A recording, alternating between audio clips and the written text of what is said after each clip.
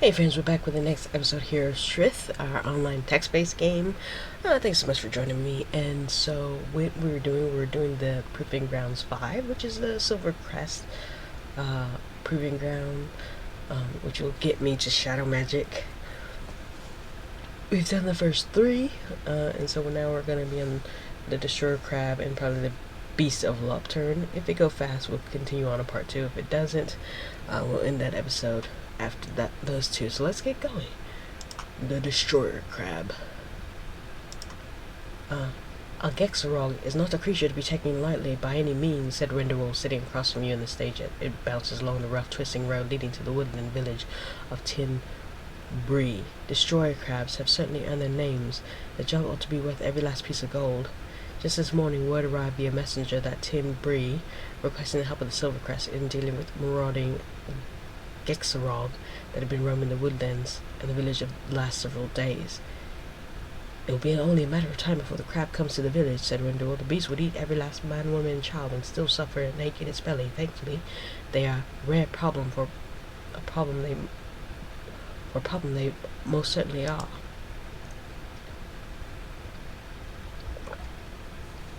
Upon your arrival in Tin Bree, you met by a large, powerful-looking man named Moxir, who introduces himself as the head of the militia. He takes your hand and nearly crushes it in his grip as he makes your acquaintance. Moxir tells you that the crab came close to the village just this morning, but for some reason turned away the last moment, retreating into the forest. A temporary reprieve, says Wendell, grimacing as he extracts his hand from Moxir's forceful grip. The crab will return, they always do.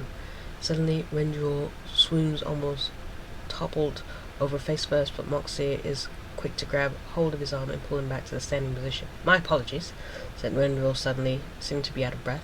Ever since that run-in with the well, you know, Alison, the run-in we had in Trithic, I haven't quite been myself. I think I'd better stay and keep a watch on things here, lest the crab return while you are on the hunt. You agreed to the plan, and Moxie hands you the edge of the forest. Leads you to the edge of the forest on the north side of the village, a place where the Gexarog was last seen this morning. Have no fear, said Wendell, who seems to have recovered from his dizzy spell. I'll get Alison up to the task. Have no doubt about that. Moxie tells you that there are 2 places where you might want to head to begin your hunt for the crab. To the west, not far from the village, is a rugged area of the forest where many tall rock ledges. To the east, slightly farther away, is an old abandoned farm. That'll at least give you a couple of points to make for, he says. Rindle and Moxie both wish you luck and watch you depart as a forest in search of Gexarog. What's a Gexarog? Destroyer crabs are large land-based crabs that are roughly the size of a half-grown dragon. So it kind of reminds me of Fallout 4 in Far Harbor, where they have the hermit crabs that are in like a bus.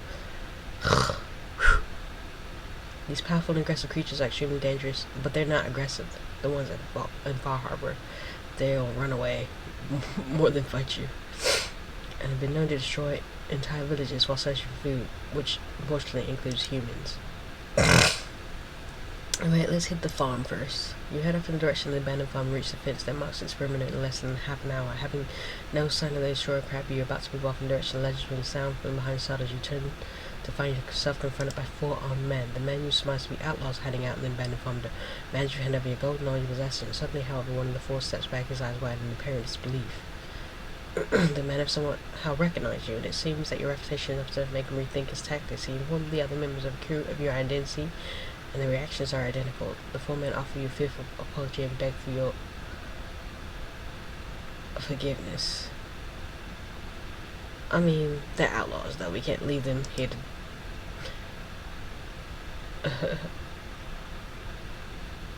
to attack other people. Subdue. Aggressive, defensive, aggressive, defensive, aggressive, defensive. Sound defeat and socially humble, the 4 men stagger into defeat and scurry off into the forest. When you're no longer in sight, you once again resume your hunt for the crab. You haven't travelled far from the edge of the abandoned farm when you suddenly become aware of the sound of something large crashing into the forest to the west. Suddenly, out of the tangled thicket emerges the Gexarog. The crab turns to face you, raising its powerful claws high in the air.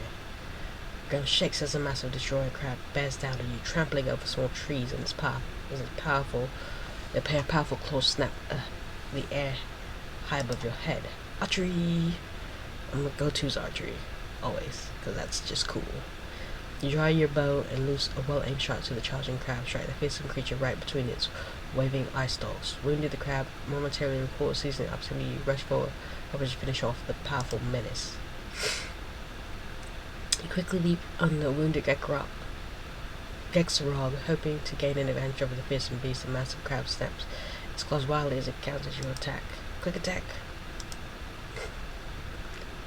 The ground shakes as the crab, immense bulk, crashes to the forest floor. The Gexarog's spiny legs twitching for nearly a minute before the great beast emits a violent gasp and the last expires. As you catch your breath, you stand marveling at the sheer size and the might of a dead crab. Armed with the knowledge of the village of Tin Bree, have nothing more fearful than the creature, you turn and make your way out of the forest. When the world mops out the first creature, you turn and triumph to the village. Splendid! Splendid! Cries Moxie as you repeatedly crush your hand in a firm grip while simultaneously and forcibly slapping you on the back. I'll admit I never believed half the tales about the Silver Crest, but I'll have a stiff word for any man who tries to convince me otherwise now. Splendid!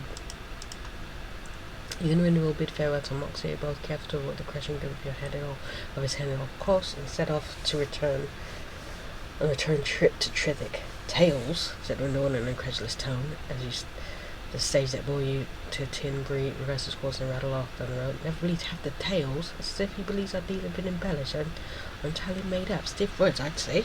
I can see that fellow's stiff back of my head. I was slightly taken back, but at the same time amused by Rindu's flamboyant rant. And Moxie, he says, shaking his head. What sort of name is Moxie? It's a good thing Priyan wasn't with her. He'd likely not have kept his wits in the presence of a battle. Tails indeed. Rindu sighed and handed the cloth bag containing the paper that Moxie gave him. It will be a day far in the future when the next Silver Crest knocks down a destroyer cab for the village of Tin Bree, grumbles, and before leaning back in the seat and shutting his eyes, far, far into the future. He's so angry. Yeah, I mean, they don't know how awesome we are, because I'm here now.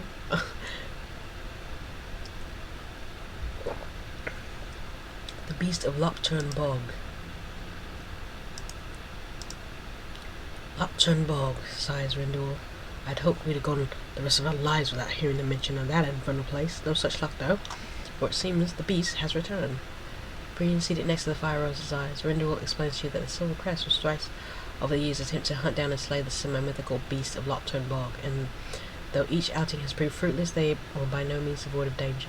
I'd sooner be a one-legged peddler strolling through Gadrung's End at midnight with a mule cart full of gold. If I was Lockturn Bog is nothing but a haven for snakes, spiders, and leeches, I wouldn't be surprised if there was a swamp troll or two lying about in there for good measure. It can't be as bad as the murk. You learn that the beast of Lockturn Bog is rumored to be a large serpent of some sort that, according to local legend, defends its home, the bog, by devouring any creature foolish enough to wander too near it. Well, they are convinced down in Lockturn that the beast has been sighted several times in the last few weeks, said Rendell. It seems that it's time for the crest to earn another 200 gold, swatting, biting flies, and flinging snakes. Much as you expected, you discovered that you would make the trek to Lockturn alone. Have you even told Alison about Adriska? Said Priyan suddenly. Rendell looks up to you and slowly shakes his head. What? Where's Adriska? Rendell tells you that Adriska was attacked just after dawn in the middle part of the city by two masked men, each wielding iron rods with that discharge a powerful blast of lightning. He was nearly killed, said Priyan, cutting in at the end of Rendell's narrative. Apparently he had a wit enough to take flight, and so he's still force strong as we speak. It's no random act, as you no doubt have concluded yourself. He was targeted for death. Then Adriska is now safe in a safe, undisclosed location, and Rendell tells you that he's glad that you're leaving town for Lockturn. Something stirs here in the city, he said, lowering his voice as if he had been overheard. It will put my mind at ease to know you're out of the way of any of it for the next small while. We pressed Rendell and Priyan for further details on the matter involving Adriska, but they are reluctant to tell you more about it. All I can say is that it may be connected with the young lady whose bracelet we retrieved not long ago, says Rendell. In all honesty, it might have nothing at all to do with that. On the other hand, it may have everything to do with it. Don't worry over it just now, said Priyan. Put out of your mind and get out the business down in Lockturn. Believe me, you'll forget about it. Once you're swatting flies with both hands and standing within arm's reach of an odorous bog. The preparation for your trips are made. Within an hour, your coach bound south of Sryth for the small town of Lockturn. Why'd you bring it up? You didn't want me to think about it. People. When you arrive at Lockturn in the early afternoon, you quickly begin to understand why. This one place is liked by both Rindelwald and Priyan. Your sudden appearance in the small town does not go unnoticed. Within minutes, stepping off the stage, you're approached by the mayor of Lockturn, a short, rotund, white-haired man by the name of Ulir Ponry. Ulir tells you that you've arrived not a moment too soon. The business about the beast has everything, and that's without exception, mind you, thrown into a fit, said the mayor, wringing his hands nervously as he addressed you. I can't tell you though how honored we are to have the silver crest, and particularly you, Allison, on the job. Thank you. I am the best, aren't I? Ulir tells you that the beast has been quiet for years, and for nearly a decade there's been no sightings of it. However, you learn that over the last several weeks, there have been dozens of sightings of a large serpent-like creature dipping in and out of the water of the bog. If it's not the beast, said Ulir, it's certainly a beast, and I cannot allow either one of these circumstances to go unchecked. The mayor leads you to a small field on the edge of the expansive bog that borders the town and shows you a small but sturdy rowboat drawn up to the bank. Use the boat if you like, he says. I understand this sort of thing is more commonplace for you, but please know that it's nothing short of pure terror for us simpler folks. My prayers go with you, Allison. By the All-Father, be careful. You tell Ulir that he has nothing to worry about and he seems confident enough for your assessment. He again wishes you luck and then turns and heads back to town. With one eye on the rowboat and another gazing out over the dark, still water of the treacherous bog, you realize you must now decide how to proceed. I mean, such the woods. Only a few yards from the western edge of the bog, you discover a broad, partially concealed mouth of a cave. Exercising a great deal of caution, you slowly enter the descend what could very well be the lair of the large creature. Yep, the cave does seem to be a lair for some large beast. Piles of bones, both human and animal, lie strewn across the floor, and the apparent din, the stench of death and decay, is almost overpowering. Here we go! You're about to search the debris when a deafening roar shatters the silence, causing your heart to skip for 2 full beats. A massive white-horned green-scaled serpent slithers in view of the shadowy recesses of the cave. You immediately recognize the fearsome creature to be a trosk, though it is about almost twice the size of a trosk you've ever seen or heard tell of. The ancient swamp predator is preparing to make you its first meal of the day. Trosk. Powerful serpents are the rare these days still inhabit remote swamplands where they rightfully reign at the very top of the food chain. Able to stay submerged for hours at a time, the trosk will erupt from the water to bewilder and snare its unsuspecting prey. There's several varieties of these massive serpents, although a majority of them have green scales. Their heads are adorned with long white horns. Yeah, don't it have something with a trosk horn? Creature will use to attack. These massive serpents may grow to be nearly 50 feet, so it's double that. If you've indeed encountered a full-grown trosk, and live to tell about it. I mean, you don't hit archery, right? You sink 2 arrows into the neck of the ancient trosk, causing it to momentarily recoil, wasting no time you rush forward and strike the wounded creature with a devastating blow. Yeah, he's wounded.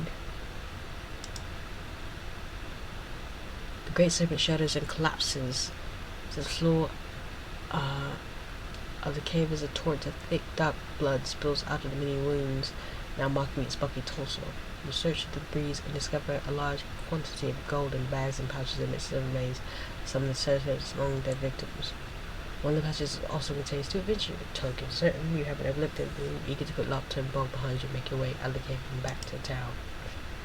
Wow, really? I don't get to get on the boat? Ulir Ponry is overjoyed to learn the death of the beast that has so many years terrorized Lockturn. He asks you to stay out for the festivities that are being held in the wake of the serpent's demise. However, eager to return to Sryth in light of the state of things, when you leave, you politely decline. After accepting the payment on behalf of the Silver Crest, you bid Ulir Ponry in the gloomy town of Lockturn farewell and board the stage that will bear you back to the city. The news of your victory of the beast of Lockturn Bog is somewhat overshadowed by, upon your return to the Silver Crest, you learn that Rindelwald has also been attacked by the same pair of mass assailants that nearly killed the Driscoll. Rindelwald, apart from the several cuts and bruises and rather narrow sin of a bolt of lightning, is in fine spirits. He tells you they managed to fend off the initial assault and even forced them to retreat. Let not whatever dark affair finds itself at our door diminish your great feat in laughter. The beast of laughter. Well done, Alison, said Manuel, meeting you in a shoulder cross and thrusting a steaming mug of palo in your hand. There can, however, be little doubt that we have somehow raised the ear of the dangerous, unrelenting fellow here at home. I only wish we knew their motive. Priam sneezes and slams his foot into the top of the mantle. Take to the street and invite them to come to us, he growls. Even without a Driscoll, those two cowards behind the mask will find themselves outmatched beyond reason against the three of us. To sit and wait is to invite an attack on their terms. Now, my friends, said Wendell, turning first to Priam and back to you. It is time that we must... Is the time that we must stay our hand. Let this enemy reveal itself, for it is most doubtful that these two master sailors have real grudge against us. But I will wager that whoever they find themselves in league with dies. Victory!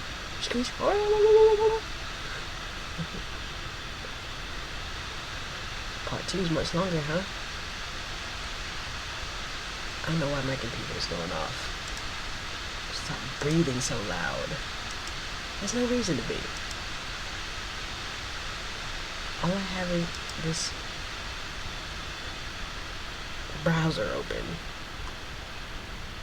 Alright. Let's go ahead and go to part 2, the first part. Do we have enough time for that? The evening in late summer. Terrific swelters. A string of uncommonly hot days, even so far later summer, had turned the bustling river port into a haven of stench, disease, and shortened tempers. Despite the outright current unpleasantness of the city the Silver Crest calls home, you feel that there's quite a lot you ought to be thankful for.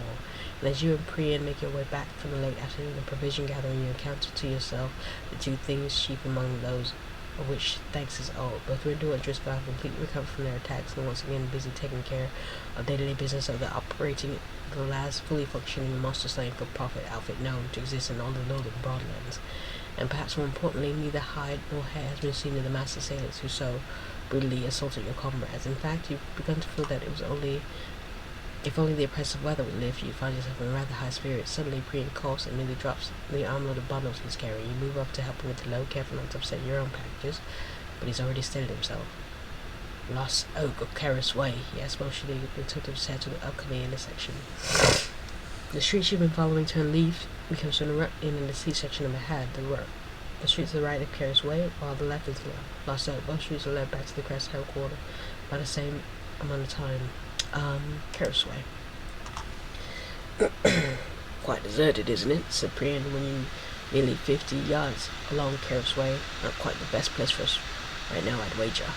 And I always did have a rather active imagination. Pay me no mind, Alison. You suddenly realize he's right. You may see nary a soul over on the street. First half the street. Priam's sudden pain-laced cry shatters the eerie quiet. You turn to find Priam laying several yards from where he last did his shirt, thin and wide, but carefully shallow, gash now across his chest. Alison, look out! He shouts. A second bolt of lightning slides to the ground within an inch of your right foot. Two more bolts quickly follow it, one landing on your left and the other just behind you.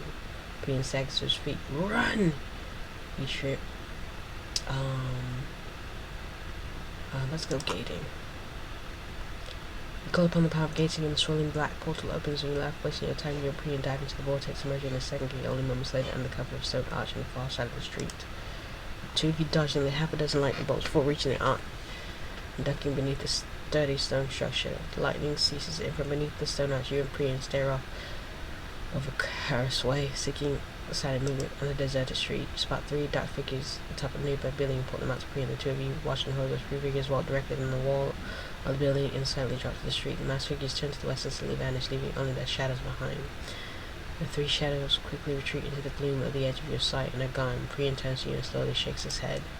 You exchange a worried glance with Priam in the wake of the unsettling encounter. It seems our reprieve is only temporary, he says. We'd best get back and tell the others. Let the two of you head back to the headquarters of the Silver Crest with all impossible haste. Rindle and Driscoll both unhappy to learn the encounter, but are unwondering that you are both glad to tell about it again. We find ourselves on the defensive, frowns Priam. One of the times we won't have such good fortune. I feel I've about used up all my luck. Rin, Rindelwald is about to respond when the thick grey smoke begins billowing out of the far corner of the room, and in a matter of seconds the entire room is filled with a noxious cloud, leaving you gasping for air and struggling to get your bearings. Elementalism! You summon a strong wind that roars to the front door and quickly scatters, removing the majority of the thick, pungent smoke. Four of you quickly retreat to the street as the remainder of the noxious smoke slowly dissipates in the wind. As a consistent sanctuary into Rindelwald leads the way back inside. Back inside, Rindelwald proceeds immediately to the corner of which the smoke originally began bellowing. He holds a large leather bag and slowly shakes his head. Then the wisp of the pungent smoke continues to rise out of his sack. He sets the bag down on the table, and it's immediately obvious to you that the resulting clamor that it contains a large quantity of gold. What? Payment in advance, said Rindelwald, continually shaking his head in apparent disbelief. Payment in advance from my young lady friend Allison, one of whom you encountered the missing bracelet. This gold was retained our service for another mission on her behalf, and yet from the very bag that bears the retainer seeps in remnants of a cloud does not only kill us in our sleep, but luckily the timing of the would-be assassin is not unerringly precise. Needless to say, however, this bodes ill. Brian curses and slaps his hand on the hilt of his blade. We need to find her then. She'll answer to us, and we'll get to the bottom of all this. She'll answer to us, or she'll go the same way she's tried to send the four of us. Driscoll nods. When tempers have cooled somewhat, you and Priyan give Rindelwald and Driscoll the full details of the encounter you had on your way back to the headquarters. Rindelwald seems especially troubled by your encounter of your vanishing assailants and their lingering shadows. Shadow magic.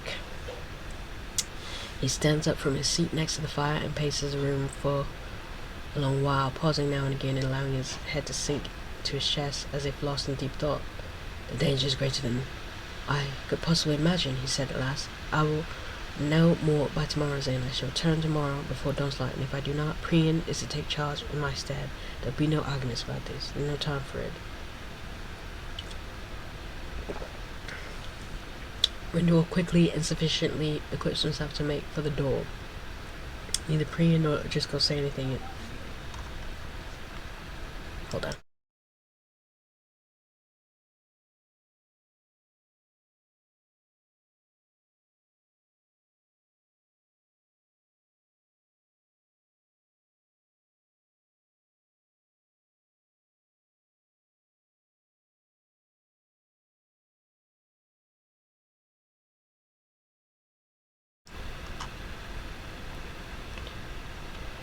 A regular watch must be kept day and night, he warns as he pulls open the door and turns to look back at the three of you. Always have at least one pair of eyes on the street and keep the fire ablaze. Without the former knight and the leader of the last fully functioning monster slaying for profit outfit, known to just in North Broadland, slips out the door. It's the deepening gloom of the late summer's eve. Well, seems like we're into a dangerous affair. I'm gonna end it there a little early. But I think next episode we'll just try to finish as much of this as possible. Probably won't make it through all of it, but we'll try to do a lot of it. But I think either 3 at a time, or like this group of words to lean as a sort of thing will be the best sort of scenario there. So I'm gonna exit and do a save. Thanks so much for joining me, and we're gonna have some fun next time finishing this off, getting the silver magic, and then heading on to finally start our adventures in Hawklore as a very formidable foe against the denizens of the world. So thank you so much for hanging out with me. You know what I'm gonna say. Peace.